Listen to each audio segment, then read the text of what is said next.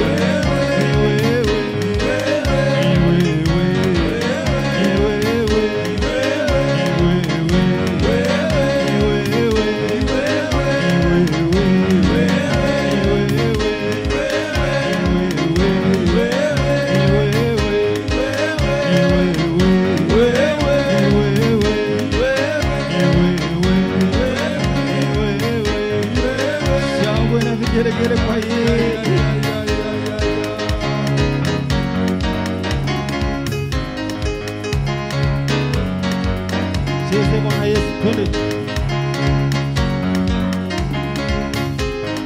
Ametenda mema huyu Yesu, ndiyo maana mimi nampa sifa. Ametenda mema huyu Yesu, ndiyo maana mimi nampa sifa. Ametenda mema huyu Yesu, ndiyo maana mimi nampa sifa. Ametenda mema huyu Yesu, ndiyo maana mimi nampa sifa. Ndiyo maana mimi nampa sifa, ndiyo maana mimi nampa sifa. ndiyo maana mimi leo nampa sifa, ndiyo maana mimi nampa sifa. ndiyo maana mimi nampa nampa sifa, ndiyo maana mimi nampa sifa. Bwana Yesu, Baba, Baba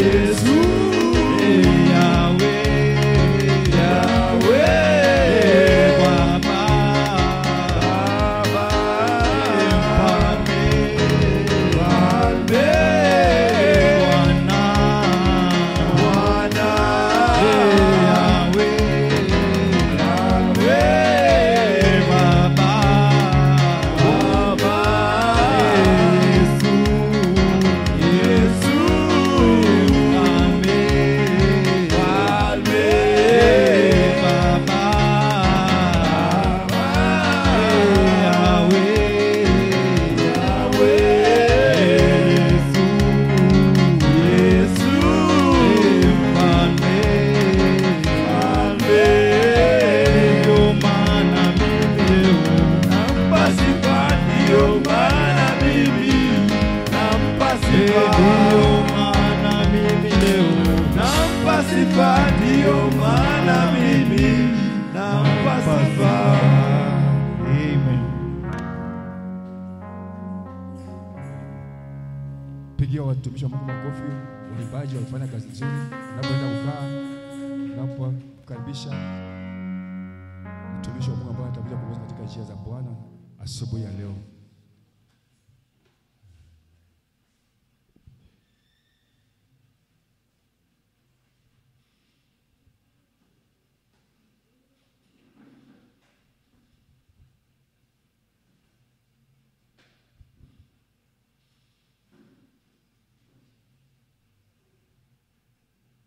Karibieni mbele wa Yusi.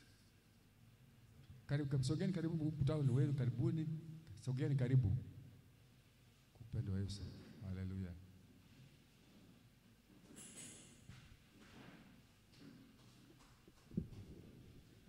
Pigie mtumishi wa Mungu makofi, Pastor Tabitha.